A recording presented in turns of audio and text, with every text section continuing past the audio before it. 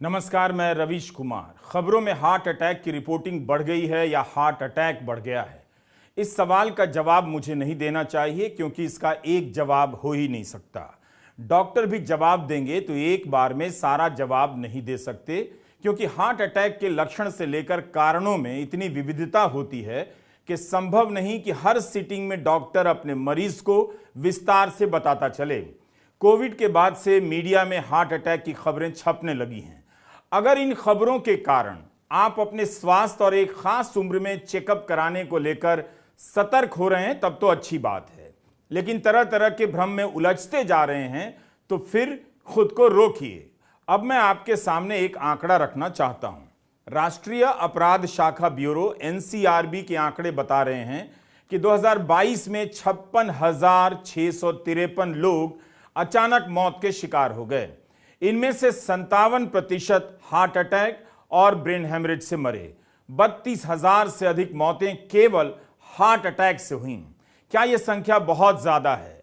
अगर ये कम भी हो तो भी आपको समय पर डॉक्टर से संपर्क करना चाहिए और 40 की उम्र के बाद चेकअप कराते रहना चाहिए। इस साल गुजरात में डांडिया के दौरान गरबा करते करते कई लोगों के हार्ट अटैक से मरने की खबर आ गई। मरने वालों में एक 17 साल का नौजवान भी था। किशोर उम्र के और प्रौढ़ लोग भी हार्ट अटैक से मरे।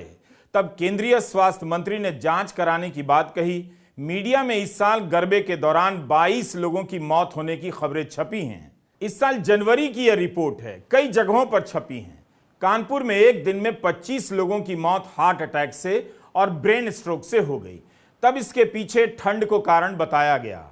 कुछ दिनों के बाद रिपोर्ट छपती है कि एक सप्ताह में कानपुर में 98 लोगों की मौत हार्ट अटैक से हुई। 44 लोग अस्पताल में मरे और बाकी अस्पताल पहुंचने या इलाज से पहले ही मर गए।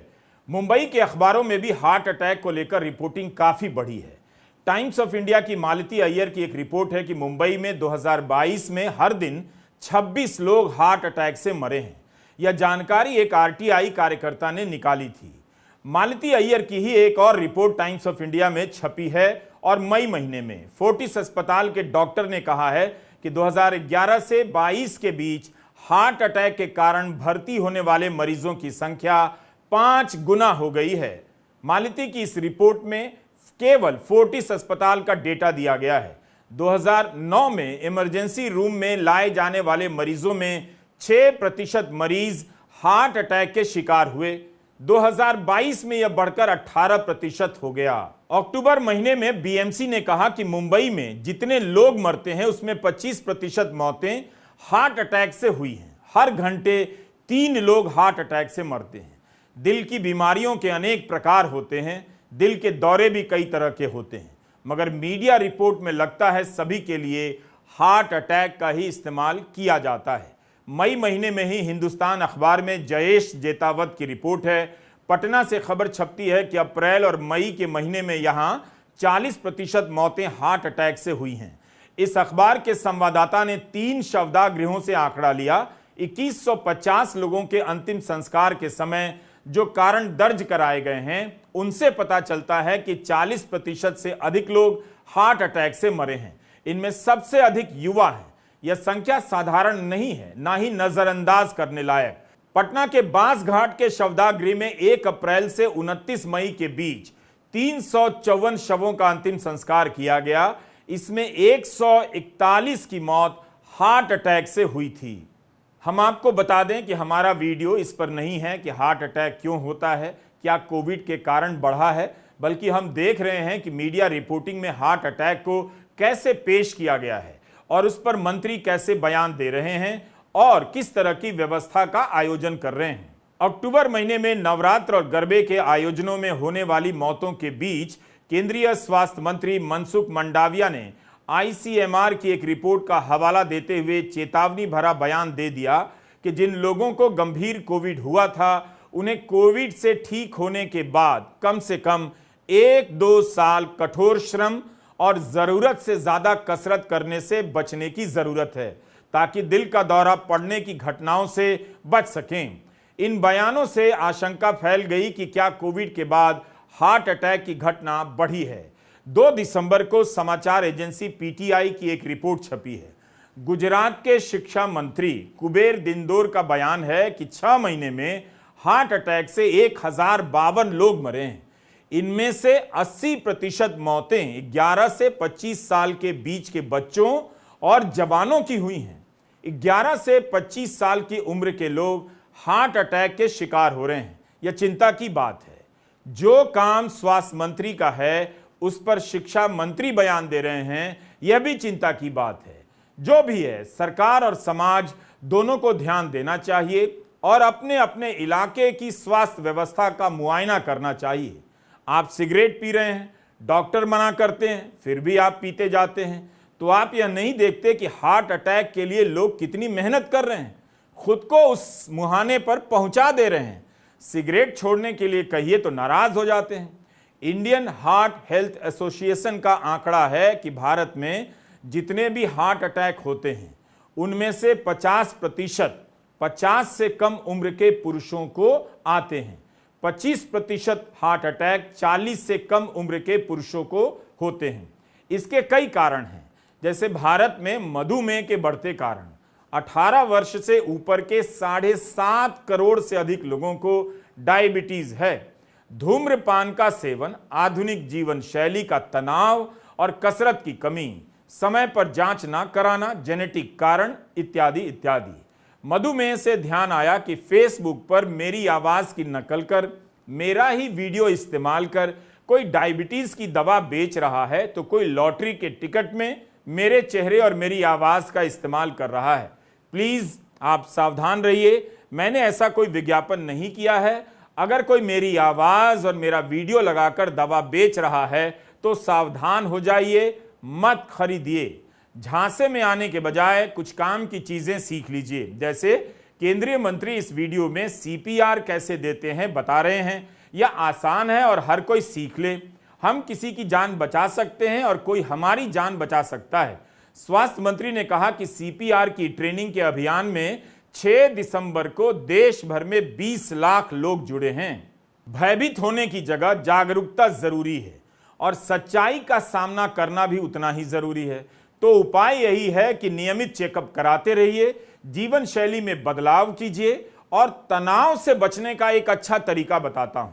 सबसे पहले चेक कीजिए कि आप दूसरों को किस किस तरह से तनाव देते हैं, उसे बंद कर दीजिए। कम से कम दूसरे के जीवन में तनाव कम हो जाएगा, आपकी वजह से आपका भी कुछ कम हो जाएगा।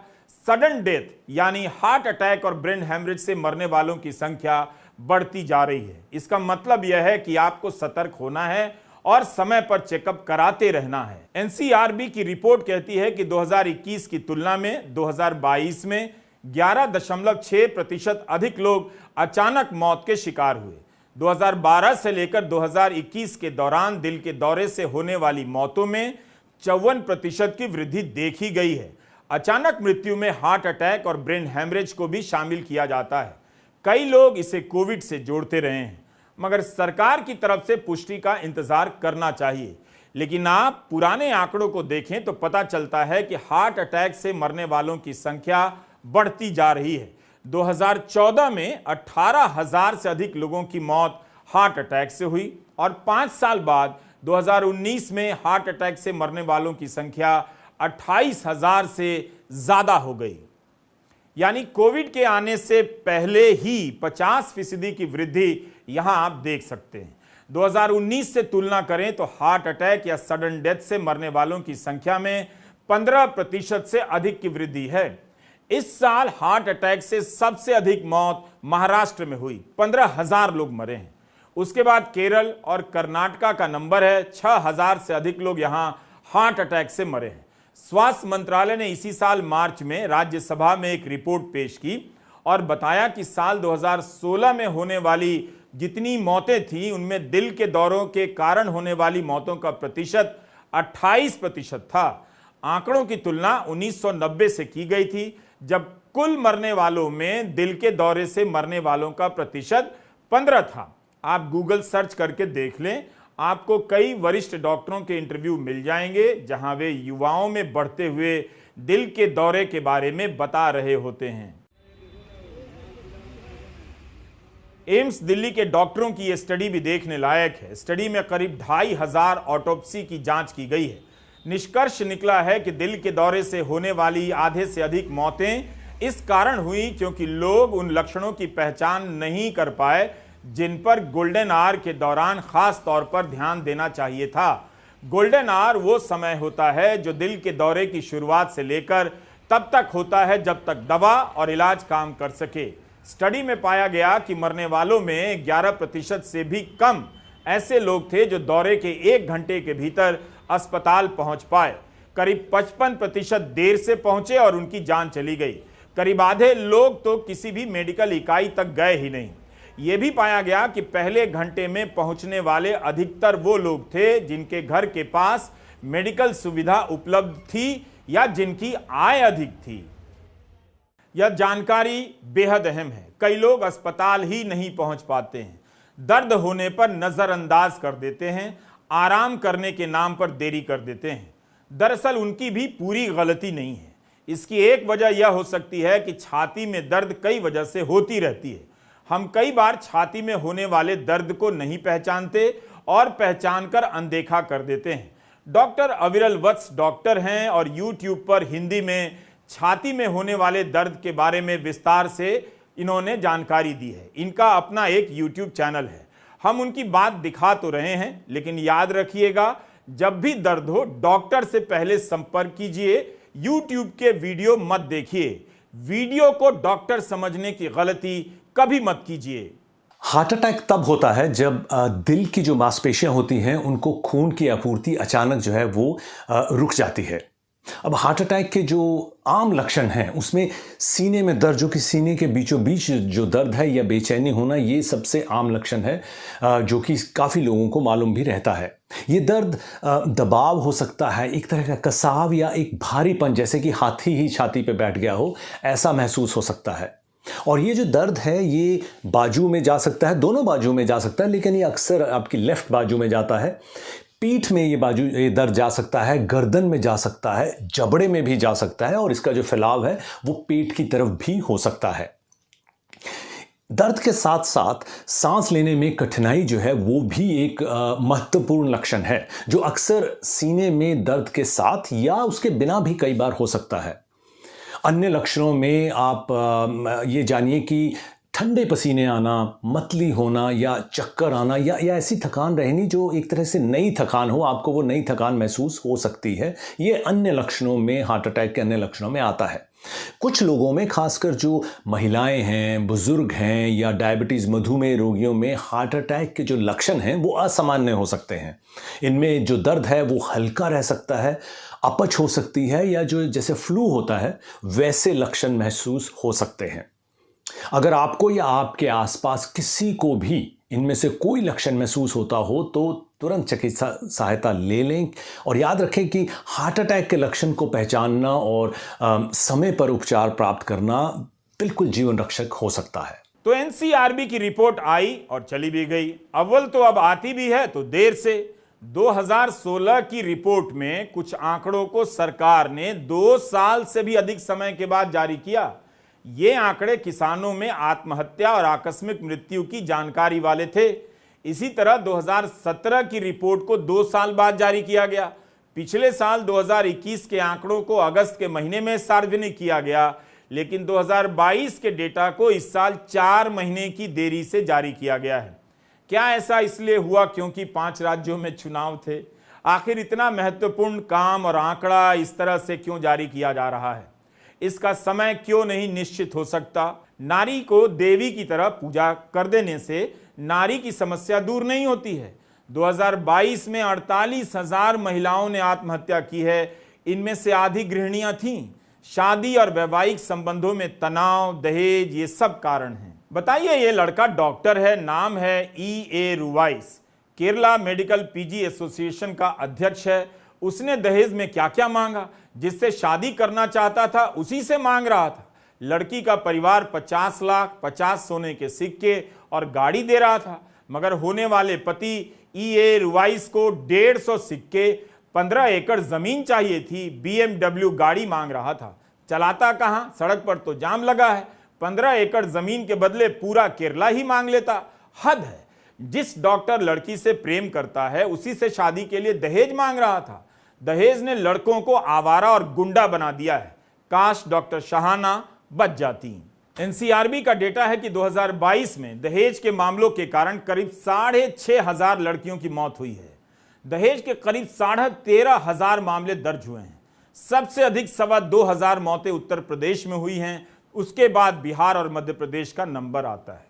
पिछले साल मई 2022 में विस्मया दहेज मामलों में कोर्ट ने उनके पति किरण कुमार को 10 साल की सजा सुनाई। यह घटना भी केरला की है। किरण को दहेज में जो गाड़ी मिली थी वो पसंद नहीं थी। दहेज में मिली टोयोटा की गाड़ी, 100 सोने के सिक्के और 1 एकड़ जमीन उन्हें कम पड़ गई तो वो अपनी पत्नी को मारने पीटने लगा। 24 साल की विस्मया ने प्रताड़ना के चलते आत्महत्या का कदम उठा लिया। भारत में इस सीजन की शादी का बाजार 4 लाख करोड़ से अधिक का बताया जा रहा है। आपको याद होगा, प्रधानमंत्री नरेंद्र मोदी ने बयान दिया कि विदेश में जाकर शादी ना करें। उन्हें इस पर जोर देना चाहिए कि शादियां महंगी होती जा रही हैं, कुछ सादा करें और दहेज ना दें। हमने यह वीडियो इसलिए बनाया कि भारत में लोग कोविड से नहीं, समाज के भीतर परंपराओं के नाम पर तनाव से मर जा रहे हैं। एनसीआरबी का आंकड़ा केवल सरकार की व्यवस्था की खामियों का आंकड़ा नहीं है, समाज के खोखलेपन का भी है। नमस्कार, मैं रविश कुमार।